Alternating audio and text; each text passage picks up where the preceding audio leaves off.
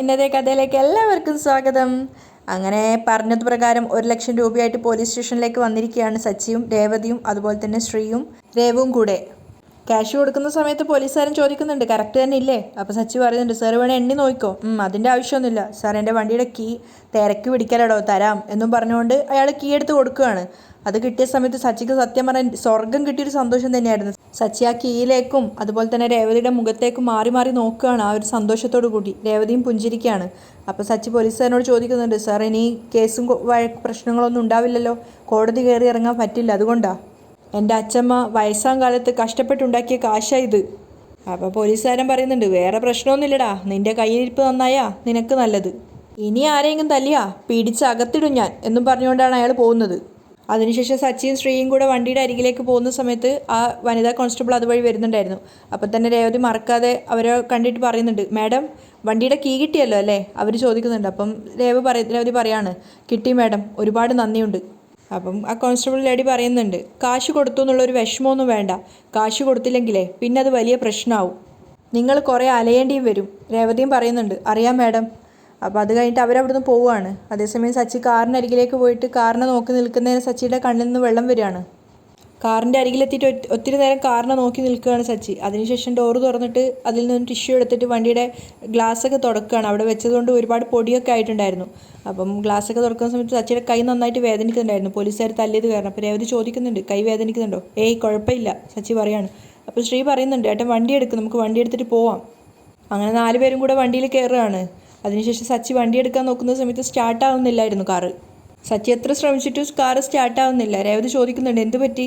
അറിയില്ല, കാറ് സ്റ്റാർട്ടാവുന്നില്ല. ആ സമയത്ത് സച്ചി തല്ലിയിട്ടുണ്ടായിരുന്ന ആ SI അവിടെ വന്നിട്ട് പകയോടുകൂടി സച്ചിയെ നോക്കി നിൽക്കുകയാണ്. കാരണം അയാൾ ചെയ്തു വെച്ചതായിരുന്നു, ആ വണ്ടിക്കിട്ട് കൊടുത്തൊരു പണി തന്നെയായിരുന്നു അത്. 1,00,000 രൂപ അവർക്കുള്ള കൈക്കൂലിയും അതിന് പുറമെ സച്ചിക്ക് കൊടുത്ത വേറൊരു പണിയും. അപ്പോൾ സച്ചി ഇറങ്ങിയിട്ട് വണ്ടി ജസ്റ്റ് ഒന്ന് നോക്കുകയാണ് എന്താ സംഭവിച്ചതെന്ന് അറിയാൻ വേണ്ടിയിട്ട്. അപ്പം ബാക്കിയുള്ള 3 പേരും കൂടെ പിന്നാലെ ഇറങ്ങി വരുന്നുണ്ട്. അപ്പോൾ രേവതി ചോദിക്കുന്നുണ്ട്, ഒരു കുഴപ്പമില്ലാതിരുന്ന വണ്ടിയായിരുന്നല്ലോ, എന്താ സംഭവിച്ചതെന്ന് മനസ്സിലാവുന്നില്ല. സച്ചി ബോണറ്റ് പൊക്കി നോക്കുകയാണ്. ഇവർ ചെയ്യുന്ന ആ കാര്യങ്ങളൊക്കെ കണ്ടപ്പോൾ SI അവിടെ നിന്നിട്ട് പരിഹാസത്തോടെ ചിരിക്കുന്നുണ്ടായിരുന്നു. അപ്പോൾ ശ്രീ സച്ചിയോട് പറയുന്നുണ്ട്, ഏട്ടാ പരിചയമുള്ള ഏതെങ്കിലും മെക്കാനിക്കിനോടൊന്ന് വരാൻ പറ. സച്ചി മെക്കാനിക്കിനെ വിളിക്കുന്ന സമയം കൊണ്ട് SI അകത്തേക്ക് പോകുന്ന സമയത്ത് സച്ചിയുടെ കയ്യിൽ നിന്നും കാശ് വാങ്ങിച്ചിട്ടുണ്ടായിരുന്ന ആ പോലീസുകാരൻ അവിടെ ഉണ്ടായിരുന്നു. അപ്പോൾ അവർ രണ്ടുപേരും അടുത്തെത്തിയ സമയത്ത് പരസ്പരം ചിരിക്കുകയാണ്. കാർ അനങ്ങുന്നില്ല. എങ്ങനെ അനങ്ങും? കാരണം നമ്മൾ കൊടുത്ത പണിയാണല്ലോ എന്ന അർത്ഥത്തിലാണ് അവർ രണ്ടുപേരും ചിരിക്കുന്നത്.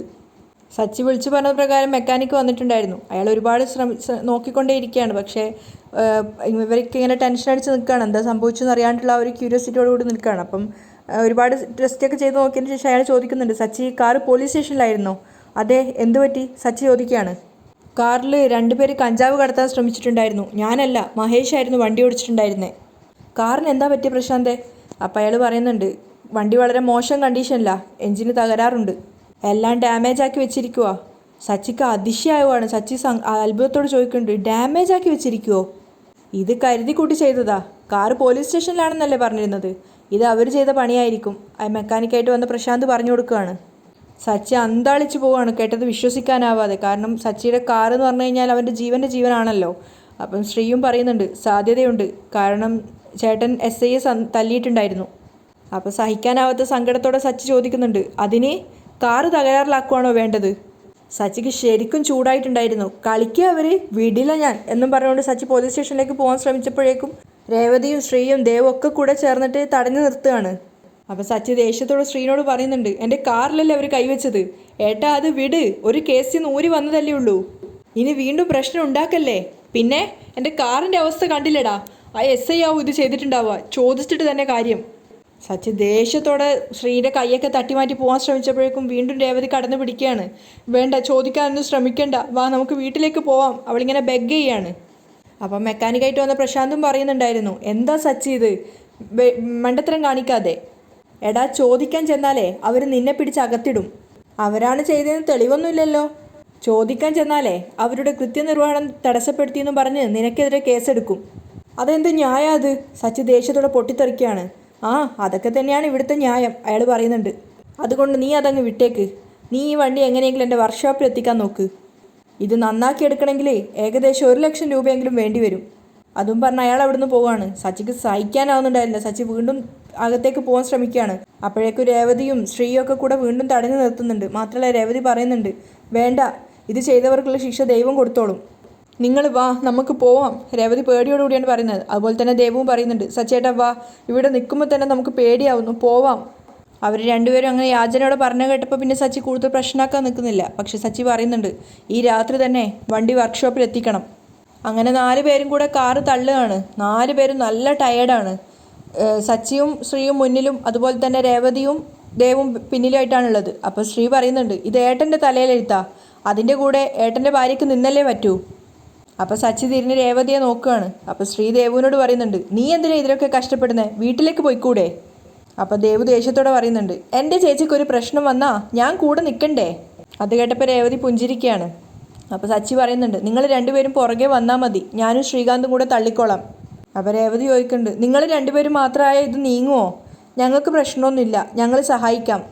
എന്നെക്കൊണ്ട് നിങ്ങളെല്ലാവരും ബുദ്ധിമുട്ടിയല്ലേ? സച്ചി വിഷമത്തോടെ ചോദിക്കുമ്പോൾ രേവതി പറയുന്നുണ്ട്, ബുദ്ധിമുട്ടോ? ഇത് ഞങ്ങളുടെ കടമയല്ലേ. അപ്പോൾ സച്ചി ചോദിക്കുന്നുണ്ട്, നീ എന്തിനാ നാട്ടിലേക്ക് വന്നേ? നിങ്ങളിങ്ങനെ ഇവിടെ ഒരു കുഴപ്പത്തിൽപ്പെട്ടിരിക്കുമ്പോൾ ഞാൻ എങ്ങനെ അവിടെ മനസ്സമാധാനത്തോടെ കഴിയും? അപ്പോൾ ശ്രീ പറയുന്നുണ്ട്, ASPയുടെ വൈഫിനോട് ഏട്ടത്തി കരഞ്ഞു പറഞ്ഞു, അതാ അവർ സഹായിച്ചത്. ഏട്ടത്തി നല്ലോണം പേടിച്ചായിരുന്നു. ശ്രീ പറയുന്ന കേട്ടപ്പോൾ സച്ചി ചോദിക്കുന്നുണ്ട്, ഇന്നലെ രാത്രി അച്ഛമ്മയുടെ അടുത്ത് നിന്ന് വന്നതല്ലേ, എന്തേലും കഴിച്ചായിരുന്നോ? സച്ചി രേവതിയെ നോക്കുകയാണ്. അപ്പോൾ രേവതി അതിന് മറുപടിയൊന്നും പറയാതെ ഇരുന്നപ്പോൾ ശ്രീയാണ് പറയുന്നത്, ഏട്ടത്തി ഇതുവരെ ഒന്നും കഴിച്ചിട്ടില്ല. അത് കേട്ടപ്പോൾ തള്ളിക്കൊണ്ടിരിക്കുന്ന വണ്ടി അവിടെ സ്റ്റോപ്പാക്കിയിട്ട് സച്ചി തിരിഞ്ഞ് രേവതിയെ തന്നെ നോക്കി നിൽക്കുകയാണ്. രേവതി ഒന്നും പറയാതെ സച്ചിയെ തന്നെ നോക്കുന്നുണ്ട്. അപ്പോൾ ശ്രീ പറയുന്നുണ്ട് അവരോട്, ഞാൻ ഒരുപാട് പറഞ്ഞത് ഏട്ടത്തിയോട് കഴിക്കാൻ വേണ്ടി, പക്ഷേ ഏട്ടനെ പുറത്തിറക്കാതെ ഒന്നും കഴിക്കില്ലെന്ന് ഏട്ടത്തി വാശി പിടിച്ചതാ. അപ്പോൾ സച്ചിൻ നിസ്സഹായതയോടു കൂടി അവരെ നോക്കുകയാണ്. എന്നിട്ട് സങ്കടത്തോടെ ചോദിക്കുന്നുണ്ട്, എന്തെങ്കിലും കഴിക്കായിരുന്നില്ലേ, വിശക്കുന്നില്ലേ? സച്ചി ചോദിക്കുന്ന സമയത്ത് അവൾ പറയുന്നുണ്ട്, വിശക്കുന്നുണ്ട്, പക്ഷേ നിങ്ങളൊന്നും കഴിച്ചില്ലല്ലോ, പിന്നെ ഞാനെങ്ങനെ കഴിക്കാനാ. അത് കേട്ടപ്പോൾ എന്താ ഫസ്റ്റ് പറയേണ്ടതെന്ന് അറിയാത്തൊരവസ്ഥയിലാണ് സച്ചി ഉണ്ടായിരുന്നത്. കാരണം അത്രത്തോളം അവൾ തന്നെ സ്നേഹിക്കുന്നുണ്ട് എന്നുള്ളത് സച്ചിക്ക് മനസ്സിലാവുന്നുണ്ട്. അപ്പോൾ സച്ചി പറയുന്നുണ്ട്, നീ ഇനി വണ്ടി തള്ളണ്ട, ഞങ്ങൾ തള്ളിക്കോളാം, നിനക്ക് നല്ല ക്ഷീണം കാണുന്നുണ്ട്.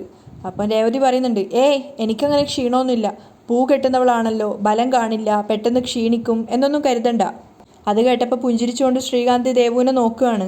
അപ്പം ദേവും ചിരിക്കുന്നുണ്ടായിരുന്നു. അപ്പം രേവതി സച്ചിയോട് പറയുന്നുണ്ട്, ഭർത്താവിനൊരു പ്രശ്നം വന്നാൽ സ്നേഹമുള്ള ഭാര്യമാരാണെങ്കിൽ മറ്റെല്ലാം മറക്കും. അത് കേട്ടപ്പോൾ മറുപടി ഒന്നും പറയാതെ സച്ചി നിൽക്കുകയാണ്. അപ്പോൾ രേവതി ചിരിച്ചുകൊണ്ട് പറയുന്നുണ്ട്, എനിക്കിപ്പോൾ വിശപ്പും ദാഹമൊന്നുമില്ല, നിങ്ങൾ പുറത്തിറങ്ങിയല്ലോ എന്നുള്ള സന്തോഷം മാത്രമേ ഉള്ളൂ. അത് കേട്ടപ്പം സച്ചിക്ക് സന്തോഷിക്കണോ അതോ എന്താണെന്ന് പറയാൻ പറ്റാത്തൊരവസ്ഥയിലാണുള്ളത്. പക്ഷേ ശ്രീയും ദേവും ഒക്കെ പുഞ്ചിരിക്കുകയാണ്. അതിനുശേഷം പിന്നെ 4 പേരും ഒന്നും മിണ്ടാതെ കാറ് വീണ്ടും തള്ളിക്കൊണ്ട് പോവാണ്. അതേസമയം ചന്ദ്രമതിയും അതുപോലെ തന്നെ സുധിയും കൂടെ ഹാളിൽ ഇങ്ങനെ അങ്ങോട്ടും ഇങ്ങോട്ടും നടക്കുകയാണ്. ചന്ദ്രമതി ടെൻഷൻ അടിച്ചിട്ട്. അപ്പോൾ സുധി ചോദിക്കുന്നുണ്ട്, അമ്മ ഇതുവരെ ഉറങ്ങുന്നില്ലേ? എടാ എങ്ങനെ ഉറങ്ങാൻ കഴിയും, എൻ്റെ 1 ലക്ഷം രൂപയല്ലേ കൊണ്ടുപോയത്. അപ്പം സുധി പറയുന്നുണ്ട്, അമ്മ കണ്ടതല്ലേ അച്ഛന് ദേഷ്യം വന്നത്, അപ്പോൾ കാശ് കൊടുത്തില്ലായിരുന്നെങ്കിൽ അതിനേക്കാളും വലിയ വിഷയങ്ങൾ ഉണ്ടാവുമായിരുന്നു, അതാ പിന്നെ ഞാൻ കൊടുത്തേക്കെന്ന് പറഞ്ഞത്. അപ്പം ചന്ദ്രമതി ടെൻഷനോട് പറയുന്നുണ്ട്, ശ്രുതിക്ക് 10 പവൻ കൊടുക്കണം, അതിനു വേണ്ടി വെച്ച കാശിന്നാ 1 ലക്ഷം പോയത്. അപ്പോൾ ശ്രുതി ചോദിക്കുന്നുണ്ട്, ഇനി എന്ത് ചെയ്യും അമ്മേ, ശ്രുതിക്ക് സ്വർണം കൊടുത്തേ പറ്റൂ. അപ്പോഴേക്കും സച്ചിയും രേവതിയും ശ്രീയും കൂടെ ഒരു ഓട്ടോയിൽ വന്ന് ഇറങ്ങുകയാണ്. അവരുടെ ശബ്ദം കേട്ടപ്പോൾ രവി അങ്ങോട്ടേക്ക് വരുന്നുണ്ടായിരുന്നു. അവരെല്ലാവരും ടെൻഷനോടെയും സങ്കടത്തോടും കൂടിയാണ് അകത്തേക്ക് കയറി വരുന്നത്. അപ്പോൾ രവി ചോദിക്കുന്നുണ്ട്, എന്താടാ കാറ് കിട്ടിയില്ലേ? അപ്പോൾ ശ്രീയാണ് മറുപടി പറയുന്നത്, കിട്ടി, പക്ഷേ വർക്ക്ഷോപ്പിലേക്ക് കയറ്റി. അപ്പോൾ അയാൾ അതിശയത്തോടെ ചോദിക്കുന്നുണ്ട്, കാറിന് എന്താ തകരാറ്, വർക്ക്ഷോപ്പിൽ കൊണ്ടുപോകാൻ വേണ്ടിയിട്ട്? അപ്പം സച്ചി പറയുന്നുണ്ട്, കാറ് സ്റ്റാർട്ടാവുന്നില്ല അച്ഛാ, മെക്കാനിക്കിനെ വിളിച്ചു വരുത്തി കാറ് സ്റ്റാർട്ടാക്കാൻ നോക്കി, പക്ഷേ നടക്കുന്നില്ല. അപ്പോൾ ശ്രീ പറയുന്നുണ്ട്, എൻജിനടക്കം മൊത്തം തകരാറില്ല, സ്പെയർ പാർട്സൊക്കെ ഇളക്കി മാറ്റിയിട്ടുണ്ട്. അപ്പോൾ രേവതി സങ്കടത്തോടെ പറയാണ്, കാറ് തള്ളിയാ വർക്ക്ഷോപ്പിൽ എത്തിച്ചത്.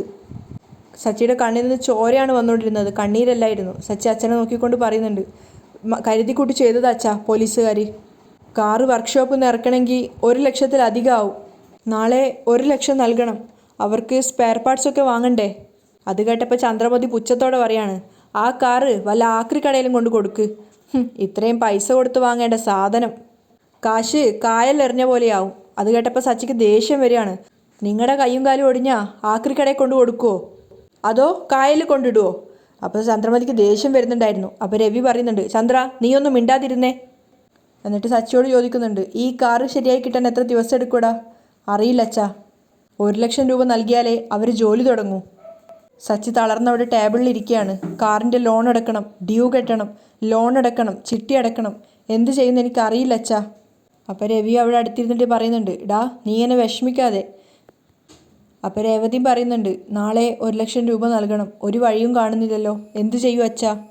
വൈകുന്തോറും കാർ അവിടെ തന്നെ കിടക്കും. അപ്പം രവി ഇങ്ങനെ ചിന്തിക്കുകയാണ്, കാശ് എവിടെ നിന്നാണ് ഉണ്ടാക്കുക? എല്ലാവരും ഇങ്ങനെ ടെൻഷൻ അടിച്ചത് ആലോചിച്ചുകൊണ്ടിരിക്കുമ്പോഴാണ് രവി ചന്ദ്രമതിയെ നോക്കുന്നത്. അത് കണ്ടപ്പോൾ ചന്ദ്രമതി പറയുന്നുണ്ട്, എന്നെ നോക്കണ്ട, എൻ്റെ കയ്യിലുള്ളതേ ഇവൻ്റെ കല്യാണം നടത്താനുള്ള കാശാ. അത് കേട്ടപ്പോൾ തന്നെ സച്ചി പറയുന്നുണ്ട്, അച്ഛാ ഞാൻ ബൈക്കിൻ്റെ RC വെച്ച് കാശ് വാങ്ങിച്ചോളാം. കാർ ഓടിച്ചില്ലെങ്കിൽ പിന്നെ കടം വീട്ടാൻ പറ്റില്ല, ഫിനാൻസിയർ വീട്ടിൽ വന്ന് പിന്നെ പ്രശ്നം ഉണ്ടാക്കും. ഞാൻ ബൈക്ക് വെച്ച് കാശ് വാങ്ങിക്കോളാം. അത് കേട്ടപ്പോൾ ചന്ദ്രമതി പിറുപിറുക്കുകയാണ്, രാശിയില്ലാത്തവളല്ലേ കൂടെ ഉള്ളത്, ഇങ്ങനെയൊക്കെ ഉണ്ടാവും.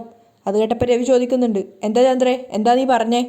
ഏയ് ഞാനൊന്നും പറഞ്ഞില്ല, അവർ പുച്ഛത്തോടെ പറയാണ്. അപ്പം രവി സച്ചിയോട് പറയുന്നുണ്ട്, സച്ചി RC വെച്ചാലൊന്നും 1,00,000 രൂപ കിട്ടത്തില്ല. ഏതിൽ കൈവെക്കേണ്ടെന്ന് കരുതിയോ അതിൽ കൈവെക്കാൻ മനസ്സ് പറയുക.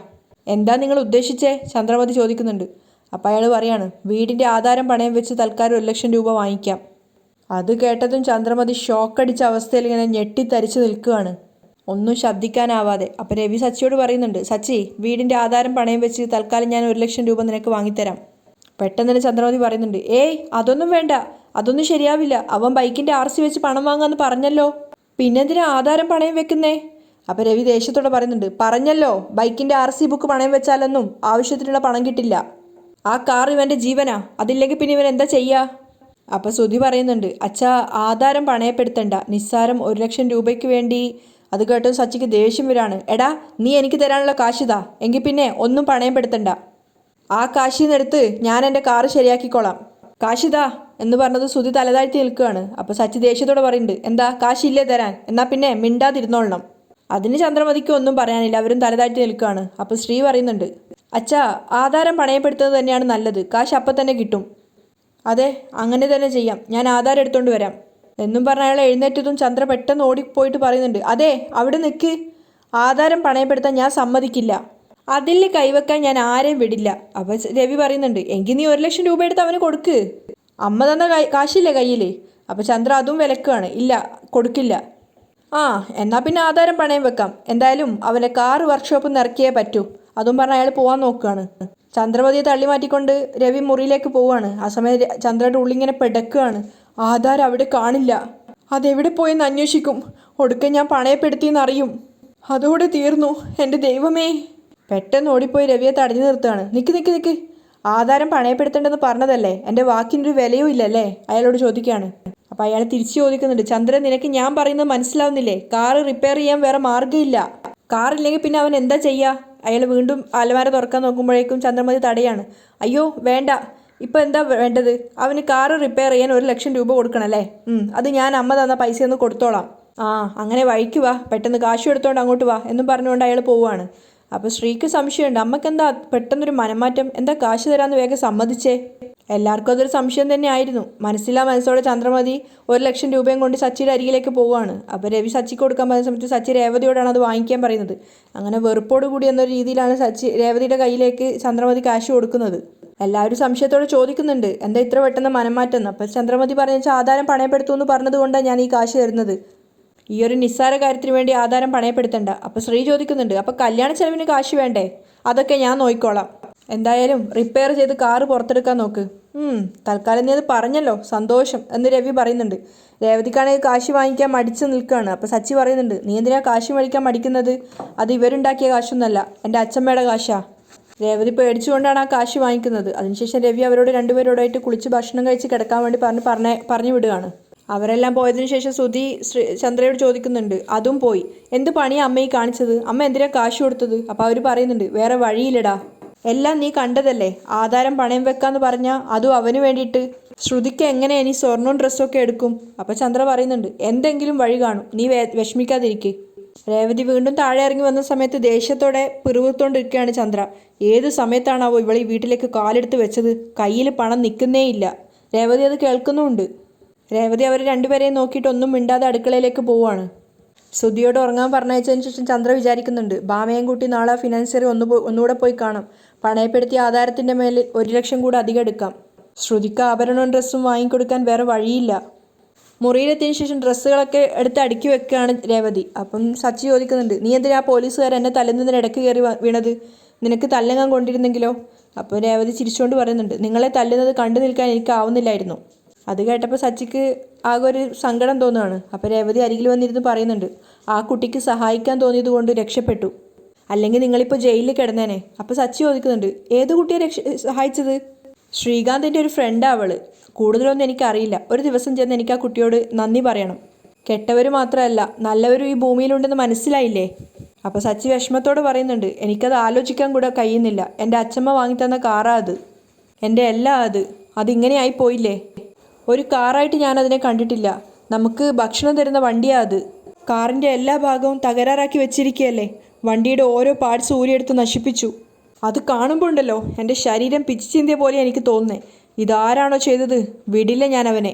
ഓട്ടം വിളിച്ച് കാറിനകത്ത് കഞ്ചാവ് കടത്തിയവനെയും വെറുതെ വിടില്ല ഞാൻ. അപ്പോൾ രേവതി സംശയത്തോട് ചോദിക്കുന്നുണ്ട്, അത് ആരാ ചെയ്തതെന്ന് നിങ്ങൾക്കറിയോ? ഇല്ല, പക്ഷേ ഞാനവനെ കണ്ടെത്തും. നാളെ മുതൽ അതിൻ്റെ പിറകിലായിരിക്കും ഞാൻ. സച്ചിയുടെ ആ സംസാരം കേട്ടപ്പോൾ രേവതി ശരിക്കും ഞെട്ടിപ്പോവാണ്. അവിടെയാണ് ഇന്നത്തെ എപ്പിസോഡ് വൈൻഡപ്പ് ചെയ്യുന്നത്.